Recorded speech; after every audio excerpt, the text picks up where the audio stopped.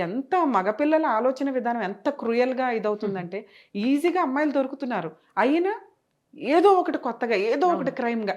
మనం ఆ మధ్య ఒక మెడికల్ అమ్మాయి డాక్టర్‌ని అందరూ కలిపారు. ఎవరు చేశారో ఎంతవరకు తెలీదు. కానీ ఆ విషయం అక్కడికక్కడ సప్రెస్ అయిపోయింది. గవర్నమెంట్ కూడా సపోర్ట్ చేసే స్టేజ్‌లో ఆ కేసుంది. సో, మెడికల్ ఫీల్డ్‌లో గాని, ఏ ఫీల్డ్‌లో గాని మనం చూసుకున్నా మాక్సిమం ఇవి ఎక్కువ నడుస్తున్నాయి.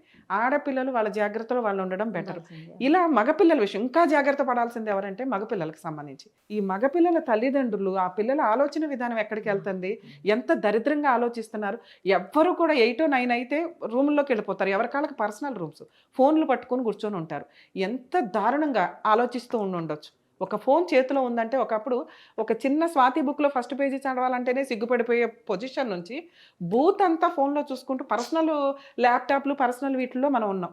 సో, వీటిని కంట్రోల్ చేసి మీ పిల్లల భవిష్యత్తు నాశనం అవుతుంది. ఇప్పుడు ఈ 9 మంది, 10 మంది కోర్టుల చుట్టూ, జైలు చుట్టూ తిరగాలిగా. తిరగాలి. అదేమన్నా పెద్ద సింహాసనమా? వీళ్ళెళ్లి అదే కోర్టుల గదా! చుట్టూ తిరగడానికి ఏమన్నా అవార్డ్ తెచ్చుకున్నారా? అవును. ఏమన్నా మెడల్ అవును. తెచ్చుకున్నారా? అవును. దరిద్రం. సొసైటీలో వీళ్ళ ఫ్యామిలీస్ అంతా సఫర్ అవ్వాల్సిందే. అంతే. అమ్మో! వీళ్ళు వీళ్ళు ఈ తల్లిదండ్రులు చెప్పే మాటలు ఈ స్త్రీలు హ్మ్. ఎవరైతే హ్మ్. హ్మ్. మదర్స్ ఉంటారో ఎంత దారుణంగా చెప్తారంటే, "అమ్మో! మా అబ్బాయి అసలు చాలా మంచోడమ్మా. ఆ అమ్మాయే ఎగబడింది." ఇలా ఒక అమ్మాయి మీదకి తోసేయడం అనేది చాలా ఈజీ అవుతది. ఎవరైనా ఎదుటోళ్ళ అమ్మాయి ఎప్పుడు తోసేస్తారు గదా! ఈజీగా. టార్గెట్. సో, అందుకు నేననేది అమ్మాయిలు జాగ్రత్తగా ఉండండి దయచేసి. మీ ఫీలింగ్స్‌ని మీరు కంట్రోల్ చేసుకోండి.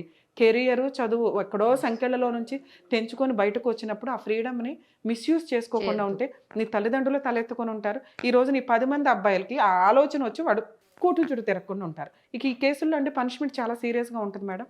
యాక్చువల్‌గా ఓకే. 10 మెంబర్స్ అంటే ఆ అమ్మాయిని ఒక్కసారి ఆ అమ్మాయి అవునండి వీళ్ళు పెద్దగా ఎవిడెన్స్‌లు కూడా అమ్మాయి ప్రూవ్ చేసుకోవాల్సిన అవసరం ఉండదు. అంత స్ట్రాంగ్ కేసు.